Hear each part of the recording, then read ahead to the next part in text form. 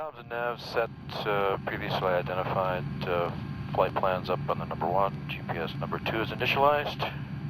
Radars standby. Suction and pneumatics are normal. Auto feather. Auto feather is armed. Flight and engine instruments. Single needle VOR and dual needle ADF. GPS selected. After start checklist complete.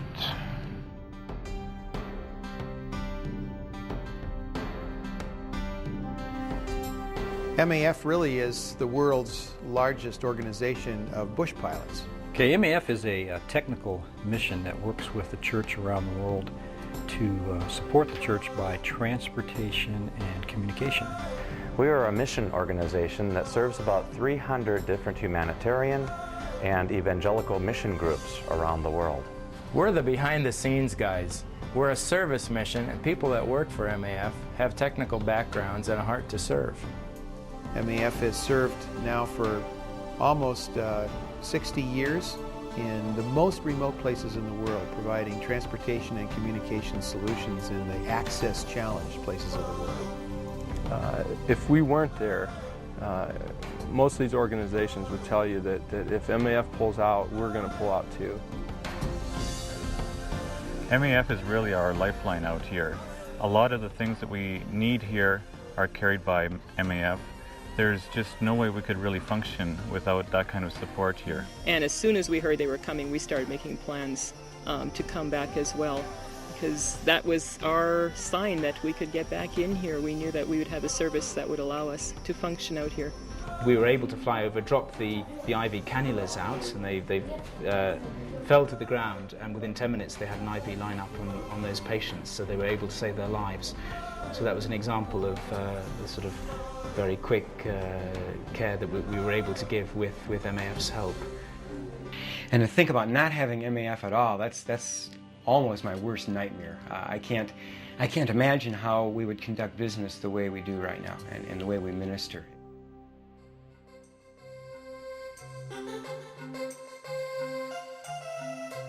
The MAF pilot is a professional pilot who flies daily.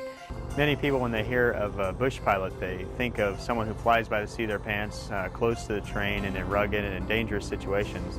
And actually, MAF does do those things, but with safety in mind. People will say, oh, you guys are the bush pilots. And yeah, we do fly in those kind of conditions, but I guess we like to more call it we're professional pilots that fly in the bush.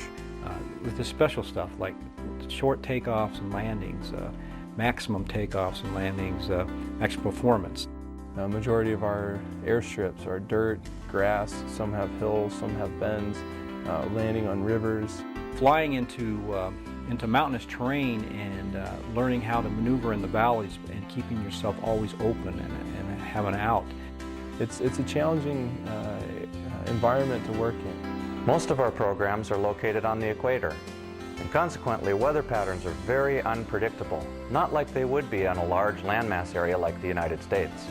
Wow, that's the worst weather we've had all year, and you have to make decisions like this all the time, and it's hard for newer pilots. You got to be here a while to understand the difficulties. At Niniya, if we left too late, we wouldn't get over and back to Wamena. If we stayed, we were going to be shut in. And so as we were climbing out, I didn't expect to see it that high. We were at 10,000, had to go 11, 12. We finally ended up at 14, saw a way over the top, and then I knew we had it made into Wamena. I also knew that if I had to, I could go back to Niniya. But once we're in between, then we're committed to go, and we saw that we had it made, and we got back here. And days like this happen once in a while, and we just got to be ready to make those kind of decisions. And so a typical day in the life of an MAF pilot would be fighting with weather, interacting with passengers, handling cargo, and all of these things at all of the airstrips. And then probably washing the mud off the airplane and putting it away for the evening. We're the only ones out there. We set up a hangar, and we set up flight operations. And if we have an airplane problem, we can't take it to a commercial shop to fix it. There's nobody there. So we're the mechanics too. Maintenance. I love maintenance. Preparing our own horse for battle, so to speak.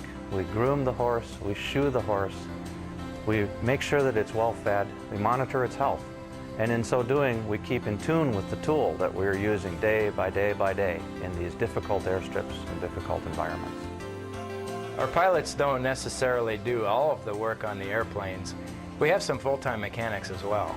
It's really important for me to be there as a maintenance specialist because I'll be dedicated to doing the maintenance. And that allows the pilot mechanics to do the flying that they need to do. Although MAF is primarily about aviation services, there are other ways that you can serve MAF other than being a pilot or mechanic. The fact that he could use our skills as teachers to meet a need, a real need that people had on the mission field, was intriguing. The schools that we have, that we serve, can range anywhere from a one-room classroom, or it could be a school of 500. One of the reasons I love teaching overseas is because of the hands-on experience, such as taking the kids to the alligator farm, being able to go diving with them to identify fish, and also going to the rice fields, helping them plant rice with the nationals and then coming back later to harvest the rice. The thing that probably has impressed me the most is how the parents of the kids that I teach thank me over and over again, even to the point of telling me that they could not be there and do the work they're doing if teachers like us hadn't gone out there. The unique thing about the Information Technology Division at MAF is that not only do we have to maintain the internet, email, and network services that we provide for our headquarters, but we also have staff around the world that we have to keep connected at all times. We now offer our services to other humanitarian and mission organizations around the world. One of the ways that we can accomplish this is through MAFLink. MAFLink bridges the gaps from where the telephone line ends and the remote sites begin, using remote satellite hubs and radio waves. One of the aspects of my job here in IT that I enjoy the most is being able to connect these people around the world back home. We are in the jungle on a satellite phone. For these people in such isolated areas, to be able to connect to their families, their home churches, and their loved ones, that's just so important.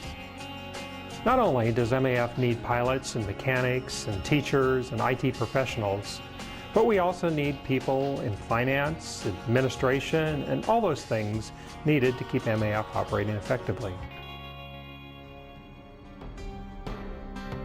MAF staff families are pilots and also mechanics, but the most important thing is that everyone is working together to proclaim the gospel in both their lives and where they're living. You gotta really buy into why you're out there, because the challenges of the cultural barriers, living in another country, and you'll start asking yourself, why am I really here? And if you don't have a heart for the reason why we're there, which is to support the church to get the gospel out, that you're not going to survive that. You can't just like flying. You can do that anywhere. Well, I'm technically skilled, and MAF enjoys utilizing their technical tools in mission work. Our purpose for being out in these remote areas is not to fly, it's not to provide the airplane, but we're there because we want to see the lost come to know Jesus Christ, to see disciples made.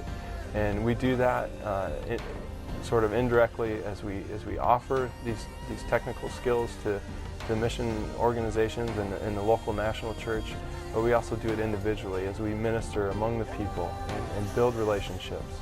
You know, it's for God's glory. That's why I do it, and I just appreciate the opportunity to be able to do it.